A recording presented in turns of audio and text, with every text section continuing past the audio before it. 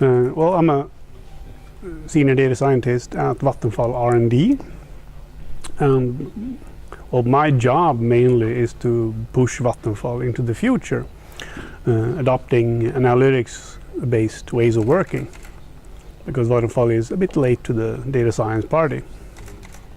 So, and basically what I do partly I do data science. I'll crunch the numbers, do the predictive modeling, and especially contextual analysis, which is sort of my analytical specialty. And also I'm a social scientist, but I'm an organizational sociologist, and I specialize in the process, strategy and organization of analytics and data science for business development.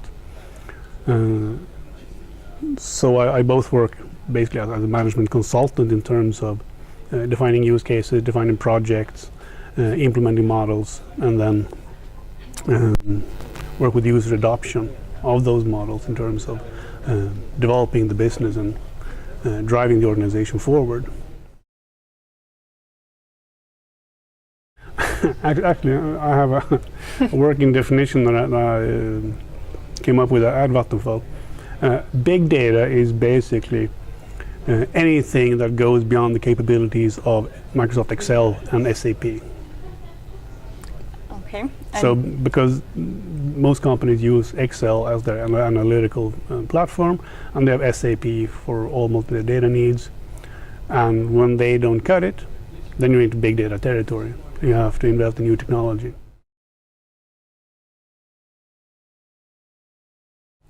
The biggest question, of course, is prioritization of where to start, because not all initiatives will be as profitable, which means that you'll have to choose carefully where you start, because you want to start up with the low-hanging fruits or initiatives where you can maximize the potential. And so the most important part is actually being able to estimate what will have the biggest impact, and then go with that. I think many companies are basically panicking because they're hearing a lot of buzzwords and they don't know what to do with them.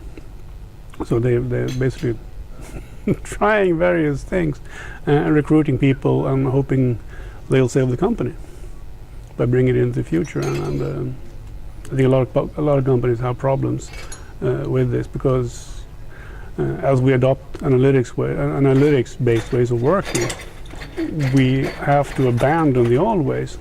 And a lot of, especially, I'm coming from an old company. Vattenfall it's been around for 100 years. We've got a lot of baggage. And a lot of old companies have to leave that luggage behind as they move into the future, and that's a tough nut to crack for most old companies.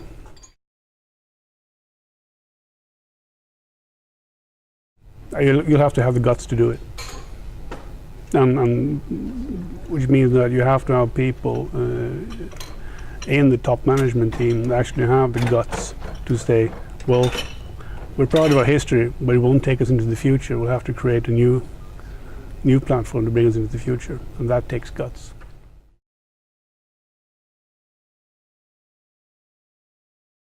Basically, you can come in, actually done quite a bit of research on this one, you can come in from 4 different areas.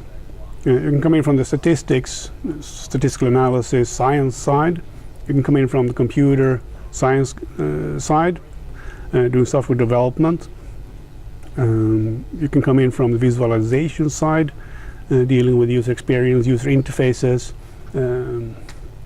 designing interfaces of visual, sort of what your customers are actually using, consume the information you're producing.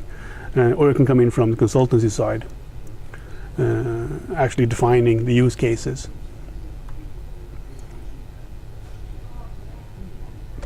So, of course, the consultancy side, that's a bit more senior people. So, as a junior, you'll have to take either statistics, computer science, or visualization.